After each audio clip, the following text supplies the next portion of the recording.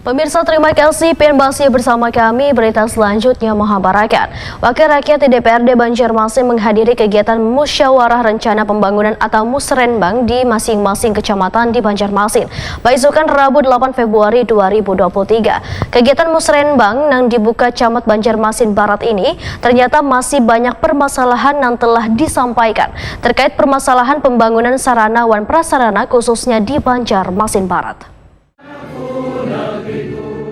Wakil Rakyat di DPRD Banjarmasin menghadiri kegiatan musyawarah rencana pembangunan di masing-masing kecamatan di Banjarmasin, Baisukan Rabu 8 Februari 2023. Wakil Ketua DPRD Banjarmasin, Muhammad Yamin, Waitakoni Prima TV usai menghadiri musrembang di kantor Kecamatan Banjarmasin Barat, memadahkan kegiatan musrembang yang dibuka Camat Banjarmasin Barat wan dihadiri 9 kelurahan, wan dewan kelurahan serta warga ini ternyata masih banyak permasalahan yang telah disampaikan terkait permasalahan pembangunan sarana prasarana khususnya di Banjarmasin Barat yang bersentuhan dengan LKPJ pembangunan di Banjarmasin. Jadi besar harapan memang terkait di musrembang itu banyak halnya yang terkait infrastruktur ya, pembangunan infrastruktur dari bank pembangunan, dari jalan, dari penanganan terkait masalah sungai dan drainase juga ya.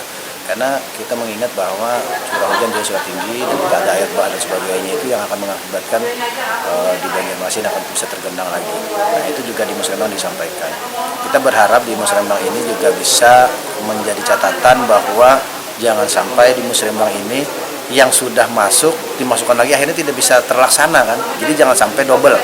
Tapi kan tahun ini sudah dilaksanakan. Kita musrembang ini apa yang kita sampaikan ini akan dikerjakan di tahun berikutnya.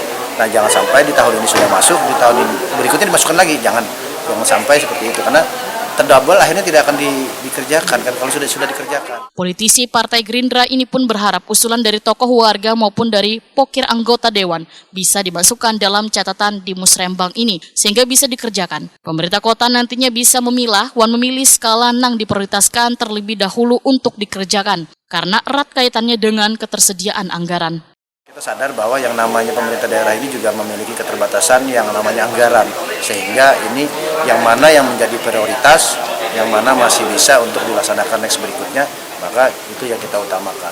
Dan juga harus berkolaborasi namanya hasil dari kepala daerah mempunyai misi dan visinya itu yang harus diinikan kan. Nah, ini ya harus sinkron sebenarnya. Jadi yang mana yang prioritas itu yang lebih diutamakan. Namun kita kembali bahwa menjadi catatan di sini adalah kalau namanya lingkungan itu bagus jalannya, insya Allah lingkungannya pasti akan bersih. Jalannya bagus, insya Allah juga pengairan dan drainasenya pasti akan bagus insya Allah. Nah, ini dari sekarang pemerintah harus khususnya kecamatan, khususnya lurah untuk mendata ke setiap masyarakatnya dalam hal karena di daerah kita Banjarmasin Barat khususnya dulu itu banyak lingkungan kecil-kecil yang di dalam yang masih belum terjamah, baik perbaikan jalannya, baik dari saluran drainasenya. Nah, ini nantinya akan berujung ke muara sungai-sungai yang ada di kota Banjarmasin. Muhammad Yamin pun berharap pula pemerintah kota untuk memperhatikan masalah normalisasi sungai, lantaran masih ada sebagian sungai-sungai yang tertutup oleh bangunan atau rerumputan liar, sehingga kegiatan beberasi sungai ini harus tetap gencar dilaksanakan. Jangan merasa saat ini kita tidak ada namanya kondisi bencana banjir, karena curah hujan tinggi juga nih sekarang sudah tergenang. Nah, ini yang sekarang ini juga perlu dijadi pemikiran dari sekarang, karena next ke depan kita tidak tahu seperti apa kan. Ke depan ini semakin banyak, semakin padat penduduk kita, maka kita dari sekarang harus lebih gencar dalam yang namanya normalisasi sungai. Saya dari kemarin juga itu harus ditekankan sungai. Kalau seandainya memang sungai itu sudah banyak bangunan, gimana caranya pemerintah mencari solusi bagi masyarakat yang ada di bantaran sungai untuk bisa menjaga normalisasi sungai kita di Kota Banjarmasin.